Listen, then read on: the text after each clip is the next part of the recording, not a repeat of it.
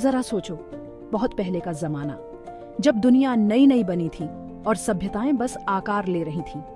ये कांस्य युग था, एक ऐसा दौर जब कांसे के औजार और हथियार इस्तेमाल होते थे, जिसने पूरी दुनिया को बदल दिया। मिस्र में शानदार पिरामिडों वाली और मेसोपोटामिया में विशाल जिग्गुराट्स वाली महान सभ्यताएं उभरी। लेकिन बहुत दूर पूर्व में एक और सभ्यता फल फूल रही थी, जो अक्सर अपने ज्यादा प्रसिद्ध समकालीन लोगों की वजह से छिप जाती है। हम उन्हें हड़प्पा सभ्यता कहते हैं, जिसका नाम उनके एक प्रमुख शहर हड़प्पा के नाम पर रखा गया है। वे सिंधु घाटी में रहते थे, जो आज के भारत और पाकिस्तान में एक उपजाऊ भूमि है, जिसे शक्तिशाली सिंधु नदी सींचती है। हड़प्पा सभ्यता लगभग 3300 से 1300 ईसा पूर्व तक अस्तित्व में थी। यह एक विशाल क्षेत्र में फैली हुई थी, जिसमें आज का भारत, पाकिस्तान और अफगानिस्तान के कुछ हिस्से शामिल थे।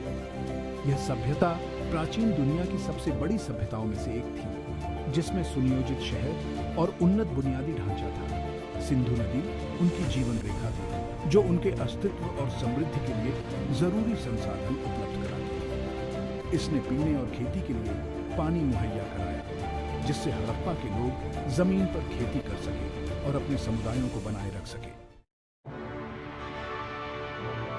हड़प्पा सभ्यता अपने प्रभावशाली शहरों के लिए जानी जाती है, जो उन्नत और सुनियोजित थे। इस सभ्यता के दो सबसे महत्वपूर्ण शहर हड़प्पा और मोहनजोदड़ो थे।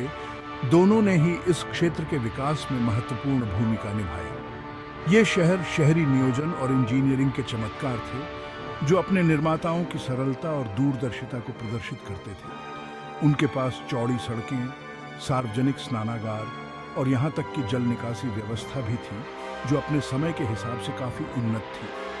हड़प्पा, जो सबसे बड़े शहरों में से एक था, व्यापार और प्रशासन का केंद्र था, जो गतिविधि और वाणिज्य से भरपूर था। सुरक्षा के लिए इसकी विशाल दीवारें थीं, जो शहर में सुरक्षा और ओबरोना के महत्व को दर्शाती हैं। शहर के अंदर सड़कें समकोण पर काटती थीं, एक ऐसी विशेषता जो शहरी लेआउट की सावधानी पूर्वक योजना पर प्रकाश डालती है। घर मानकीकृत ईंटों से बनाए गए थे, जो निर्माण प्रथाओं में उच्च स्तर के संगठन और एक रूपता का सुझाव देते हैं। यह एक सुव्यवस्थित समाज का सुझाव देता है, जहां मानकीकरण और व्यवस्था को अत्यधिक महत्व दिया जाता था। मोहनजोदड़ो, एक और प्रमुख शहर, अपनी अनूठी विशेषताओं और नवाचारों के साथ समान रूप से प्रभावशाली था। इसमें एक बड़ा स्नानागार परिसर था, जिसका उपयोग संभवतः धार्मिक अनुष्ठानों या सामुदायिक समारोहों के लिए किया जाता था, जो शहर के सांस्कृतिक और सामाजिक पहलुओं को दर्शाता है। इस शहर में एक परिष्कृत जल निकासी व्यवस्था भी थी, जो स्वच्छता और सार्वजनिक स्वास्थ्य बनाए रखने के लिए आवश्यक थी। यह प्रणाली अपने समय से बहुत आगे थी, जो हड़प्पा के लोगों के उन्नत इंजीनियरिंग कौशल को प्रदर्शित करती है। हड़प्पा के शहरों को ग्रिड पैटर्न में बनाया गया था। इससे नेविगेट करना आसान हो जाता था। सड़कें चौड़ी और सीधी थीं, कुछ तो ईंटों से भी पक्की थी। यह उस समय के शहरों के लिए असामान्य था। हड़प्पा के लोगों के पास उन्नत स्वच्छता भी थी। ज्यादातर घरों में निजी शौचालय और नालियां थीं। अपशिष्ट जल ढके हुए चैनलों से होकर बहता था। ये चैनल शहर के बाहर बड़ी नालियों में खुलते थे। इस प्रणाली ने शहरों को स्वच्छ और स्वस्थ रखने में मदद की। हड़प्पा के लोग निर्माण के लिए मानकीकृत ईंटों का उपयोग करते थे। ये ईंटें आकार और बनावट में एक समान थीं। यह उच्च स्तर की योजना और संगठन का सुझाव देता है। मानकीकृत ईंटों के उपयोग ने निर्माण को तेज और अधिक कुशल बना दिया। हड़प्पा के लोग कुशल कारीगर थे। उन्होंने सुंदर मिट्टी के बर्तन, आभूषण और मूर्तियां बनाई। इनमें से कई कलाकृतियां पुरातात्विक खुदाई में मिली हैं। वे उनके जीवन के बारे में सुराग प्रदान करते हैं। हड़प्पा के लोगों ने लेखन प्रणाली भी विकसित की। यह लिपि अभी भी अज्ञात है। विद्वान भाषा को समझने के लिए काम कर रहे हैं।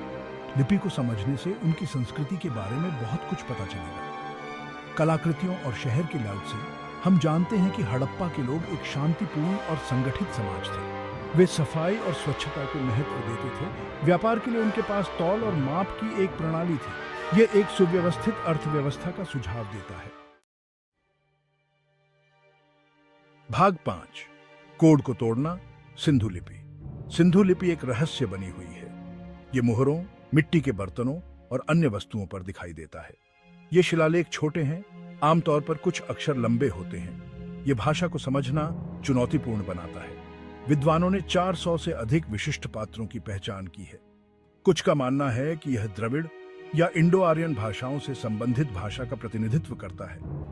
दूसरों का तर्क है कि यह पूरी तरह से अलग थलग भाषा हो सकती है। सिंधु लिपि को समझना एक बड़ी सफलता होगी। यह जानकारी का खजाना खोल देगा। हम उनके विश्वासों, रीति रिवाजों और दैनिक जीवन के बारे में जान सकते हैं। यह अतीत से उनकी आवाजें सुनने जैसा होगा। भाग 6, शहर का पेट भरना, अर्थव्यवस्था और व्यापार। हड़प्पा सभ्यता की अर्थव्यवस्था समृद्ध थी। कृषि उनकी अर्थव्यवस्था की रीढ़ थी। वे गेहूं सहित कई तरह की फसलें उगाते थे, जौ, मटर और कपास। व्यापार भी महत्वपूर्ण था। हड़प्पा के लोग मेसोपोटामिया सहित दूर दराज के देशों के साथ व्यापार करते थे। वे कपास जैसे माल का निर्यात करते थे, वस्त्र और मिट्टी के बर्तन। बदले में उन्होंने तांबा जैसे कच्चे माल का आयात किया, टिन और कीमती पत्थर। मेसोपोटामिया में हड़प्पा की मोहरों और कलाकृतियों की खोज उनके व्यापार संबंधों की पुष्टि करती है। यह व्यापार नेटवर्क अर्थशास्त्र और रसद की एक परिष्कृत समझ का सुझाव देता है। भाग 7, प्रतिभाशाली दिमाग, तकनीकी प्रगति। हड़प्पा के लोग कुशल इंजीनियर और कारीगर थे। उन्होंने कई तकनीकी नवाचार विकसित किए। इन नवाचारों ने उन्हें अपने शहरों के निर्माण और प्रबंधन में मदद की। उनकी जल निकासी व्यवस्था विशेष रूप से प्रभावशाली थी। यह सुनियोजित और कुशलता से बनाया गया था। उन्होंने वाटरप्रूफ चैनल बनाने के लिए पकी हुई ईंटों और गारे का इस्तेमाल किया। यह तकनीक अपने समय से बहुत आगे थी। हड़प्पा के लोगों ने भी तौल और माप का मानकीकरण किया। इससे व्यापार निष्पक्ष और अधिक कुशल बन गया। उन्होंने 16 के गुंजों पर आधारित प्रणाली का उपयोग किया। यह प्रणाली गणित की मजबूत समझ का सुझाव देती है। भाग 8, एक सभ्यता का पतन, सिद्धांत और अटकलें। 1900 ईसा पूर्व के आसपास हड़प्पा सभ्यता का पतन शुरू हो गया। यह कभी समृद्ध समाज एक रहस्यमय पतन का सामना कर रही थी।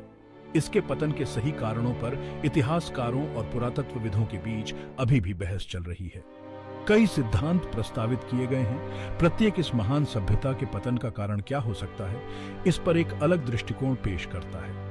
एक प्रमुख सिद्धांत बताता है कि जलवायु परिवर्तन ने महत्वपूर्ण भूमिका निभाई। वर्षा के पैटर्न में ये बदलाव कृषि को गंभीर रूप से प्रभावित कर सकते थे। एक और सिद्धांत प्राकृतिक आपदाओं की ओर इशारा करता है। इस तरह की आपदाओं ने शहरों को नुकसान पहुंचाया होगा और व्यापार मार्गों को बाधित किया होगा। कुछ विद्वानों का मानना है कि आर्यों जैसे नए लोगों के आगमन ने पतन में योगदान दिया होगा। जैसे जैसे नए साक्ष्य खोजे जा रहे हैं, सिद्धांत विकसित हो रहे हैं और हड़प्पा सभ्यता के पतन का रहस्य आकर्षण और अध्ययन का विषय बना हुआ है। भाग 9, स्थायी विरासत, इतिहास पर हड़प्पा का प्रभाव। अपने रहस्यमय पतन के बावजूद हड़प्पा सभ्यता ने एक स्थायी विरासत छोड़ी जो इतिहासकारों को आकर्षित करती रहती है। इसका शहरी नियोजन, उन्नत स्वच्छता प्रणाली और व्यापक व्यापार नेटवर्क उल्लेखनीय उपलब्धियां थी। हड़प्पा सभ्यता ने कला, प्रौद्योगिकी और शहरी विकास में महत्वपूर्ण योगदान दिया। उनके नवाचारों और विचारों ने भारतीय उपमहाद्वीप में बाद की सभ्यताओं को प्रभावित किया। हड़प्पा सभ्यता की खोज ने प्राचीन इतिहास के बारे में हमारी समझ को हमेशा के लिए बदल दिया। इसने साबित कर दिया कि सिंधु घाटी में परिष्कृत सभ्यताएं मौजूद थीं जो मिस्र और मेसोपोटामिया की सभ्यताओं को टक्कर देती थीं। भाग 10, निष्कर्ष, अतीत की गूंज। हड़प्पा सभ्यता हमें आज भी आकर्षित करती है। यह प्राचीन लोगों की सरलता और लचीलापन की याद दिलाता है। उनके शहर, कलाकृतियां और तकनीक एक खोई हुई दुनिया की झलक पेश करते हैं। हालांकि हड़प्पा बहुत पहले गायब हो गए थे, लेकिन उनकी विरासत बनी हुई है। उनकी कहानी हमें याद दिलाती है कि महान से महान सभ्यताएं भी उठती और गिरती हैं। यह नवाचार, अनुकूलन और मानव सभ्यता की स्थायी शक्ति की कहानी है। उनकी कहानी तलाशने, सवाल करने और अतीत से सीखना कभी बंद न करने की याद दिलाती है।